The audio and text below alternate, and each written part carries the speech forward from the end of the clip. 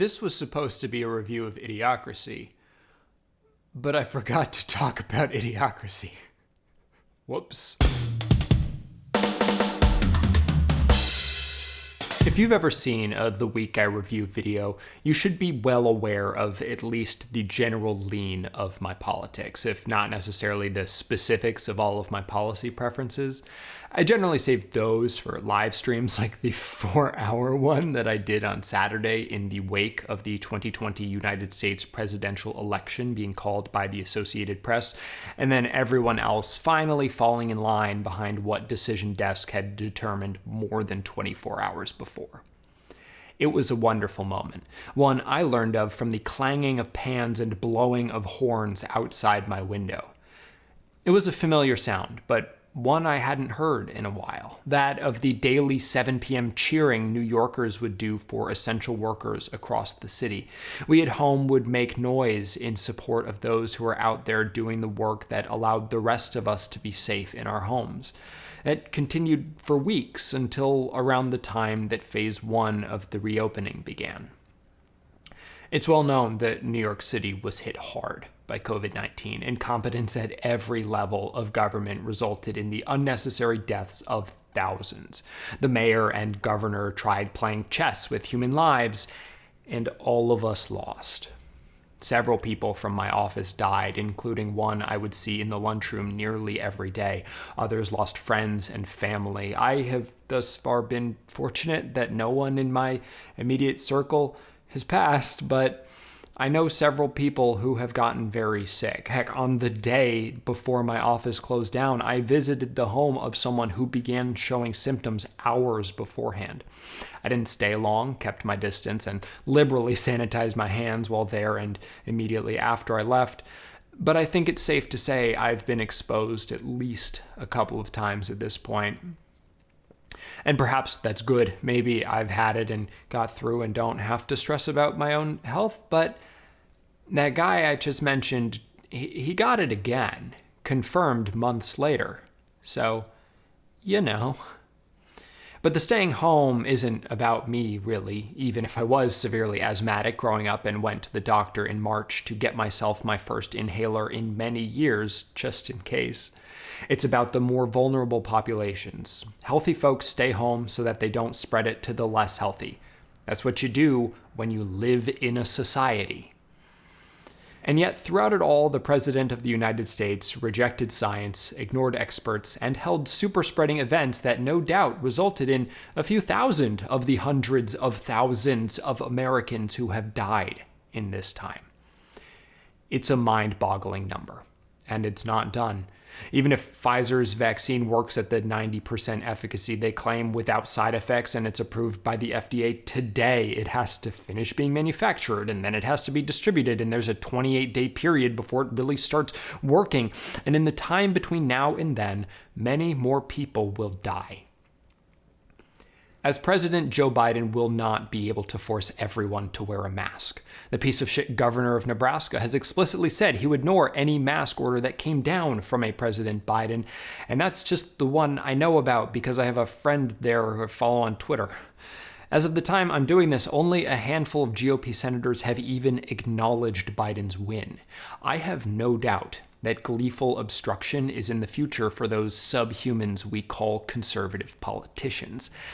And that's to say nothing of the people brainwashed into believing that Democrats stole an election despite losing seats in the House and taking a beating in state legislatures across the country. Look, I have never attempted to make my hashtag content palatable to those who don't agree with me. While I'm not overtly political in every video and don't go out of my way to mention my politics, I also make no attempt to hide them because, quite frankly, I have no interest in cultivating an audience that spans the spectrum. If you don't like the best movie of all time, Assassination Nation, because you think it fails as a feminist text, that's a fun adjacent conversation that we can have in theory. But if you don't like the best movie of all time, Assassination Nation, because it accurately depicts cops being terrible and that makes you mad, then I'm going to ban you from my comment section. I'm not here to convince anyone who thinks that leftists are inherently liars and conservatives are inherently honest, because those people are fucking stupid, and I am shocked that they were able to figure out how to turn on a computer, let alone leave a comment on youtube.com. I am aware that support for Trump comes from a lot of places, all of which are bad, but only some of which are actively evil. But they all basically boil down to the same thing. I care about myself and literally nobody else. Pro-life hypocrites have the blood of 230,000 Americans on their hands. Fuck those people. Anyone with even the slightest amount of human empathy has spent the last 4 years in a perpetual state of stress, that the next tweet could start a world war or strip protections from some group of people whose only crime is existing. And that while the president was doing all of that, his administration was slowly dismantling the regulatory system and quickly filling up the judiciary with people who want nothing more than to destroy what progress we've made because they are truly, fundamentally bad. I will never forget the night of November 8th. I went to a friend's apartment in Washington Heights back when election parties in cramped spaces sounded fun instead of terrifying. We were all so excited until we weren't anymore. Things started looking grim. I left at around 11 and went to bed without looking at the news again. I woke up around 3:30 a.m. and a New York Times push notification told me the bad news. I emailed my boss, told him I would not be going to work that day, and stared at the ceiling for hours as the dark cloud formed. Over the past 4 years, I have found it increasingly difficult to engage in politics the way I once did. During the Obama administration, I would watch multiple political shows, read various sites, listen to podcasts every day and every week. I was as plugged in as a layman could be, and frankly, more than one ought to be. But engaging on that level with the Trump presidency was psychologically damaging. I slowly decreased my news diet, getting only the horrible highlights instead of every single crime against humanity. And let's address the obvious. I am a straight white cis male living in New York City with a fairly stable job, even in the COVID times. I am incredibly lucky, privileged even. I'm mentally ill and middle rather than upper class, so I didn't quite hit the Powerball with the situation I was born into, but I definitely won some state lottery. If you ignore the planet-destroying regulatory stuff and the continued assault on healthcare as a concept, I'm mostly an onlooker in all this. Those crimes against humanity aren't against my particular segment of it. But I see the fear and suffering of the women in my life, the LGBTQ+ and people of color, and even if I don't feel it as acutely as they do, it still affects me. I wonder sometimes if I'm a good ally. I've read articles, watched YouTubers explain what that means and how to be one, but I took a bus down to DC on January 21st, 2017 to be part of the Women's March on Washington because I felt it was important that the mass of people there be as big as possible. But while I was there, I asked someone to take a picture of me holding up a sign with the Washington Monument in the background, specifically so that I could use it on Tinder. And it worked. That picture is the reason my girlfriend swiped right on me, which means that I am in my relationship as a direct result of Trump's election. I think about that a lot. Allies are supposed to talk less than I do and do more to promote marginalized voices. I've recently become a fan of YouTuber Thought Slime, and I really appreciate the section of each video that he dedicates to promoting smaller channels. I often click on the videos and check them out. The broader idea is something that I have considered in the past, but frankly, I am the smaller channel most of the time. If this video gets more than 500 views, I will be shocked. Obviously, there's always more to do, but at some point I find myself in one of those leftist discussions where gatekeeping is the only scout badge anyone really cares about. As much as I would like to, I just don't have the energy to make those folks happy.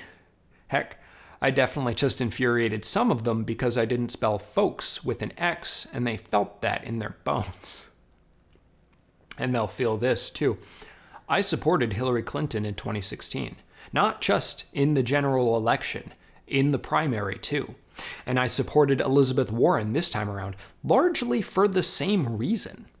I think having a woman be the most powerful person in the world is more valuable than a man who has a vision for a country that I quite like, but don't see a path to. Bernie Sanders has a lot of wonderful ideas, but never clearly explained how he would implement any of them. Saying that the revolution he couldn't even materialize in the primaries would somehow unlock the cheat code to bypassing partisan gridlock in the general was never a particularly compelling argument. Any president is hugely limited in what they can accomplish by the realities of the US political system. I don't like that. And I assume you don't either. But of course, it is absolutely wrong to say that any two candidates are the same and that the world would be identical if the Supreme Court hadn't stolen the election from Al Gore in 2000, or if the system of voting America implemented to benefit slave owners hadn't stolen it from Clinton in 2016. Sure, some things would be the same. Some things would be better. Some things would probably be worse. The choice would have changed things. Clinton may not have had a clear vision for America, but she had thousands of plans to help people and plans to implement those plans. She was the most prepared candidate in history, and then an overpowered minority selected the least. Elizabeth Warren's vision was much clearer. All of her policies were laser focused on fixing capitalism in ways that align pretty closely with my own beliefs. But even if she was never able to implement any of those things, it is unquestionably true that her ascendancy to the highest office would have sent an important message to all of the fucking misogynists out there who watch Trump have a meltdown on Twitter and then turn around and say that women are too emotional to lead. Kamala Harris, the vice president, may not be quite as monumental as Kamala Harris, the president, would be, but having a Black and South Asian woman as our vice president sends a message too, as she mentioned several times in her quite good speech on Saturday night. I know a lot of the left is not a fan of Kamala the cop, and I totally get why. But she will also be the most progressive person to have a voice in the Oval Office in history. Yes, beating Donald Trump and preserving even a semblance of American democracy was the most important thing in this election, but there are reasons to celebrate the people who will be replacing him as well, even as we now gear up to hold them accountable for the platform that they were elected on. I know that it was only the former that drove the people I saw outside to jump for joy in the streets, and all the people in videos from neighborhoods across the city and country and entire fucking world to dance and whoop and light fireworks and ring church bells. A cousin from Vienna sent me a great cartoon of Trump being flung from the country by the Statue of Liberty. It was all an incredible reminder of the outsized influence American politics have across the globe. Millions of people who have never had to come to terms with the fact that Donald Trump was their president still felt that cloud lift. None of this is over yet. I've said before that I think the American experiment failed, and even in light of this past week, I still believe that. More than 71 million people voted for Trump, a man who genuinely attempted and, quite frankly, is still attempting a coup. Any hope the country has of major reforms requires that share of the US population to be reduced, either via a new strain of COVID that decimates red states specifically, or that's pretty much it. There are a lot of things about the future that look bleak. But in this brief moment, I will take solace in the fact that for all of the support that he's retained and even gained, a clear majority of us still told Donald Trump to get the fuck out of the White House. And that's something to celebrate.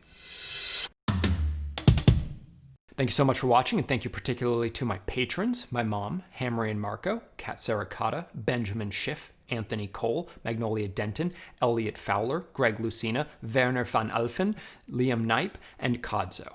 If you like this video, that's cool. If not, fuck off. If you want to see more, they won't be like this. I don't know, subscribe. I hope to see you then.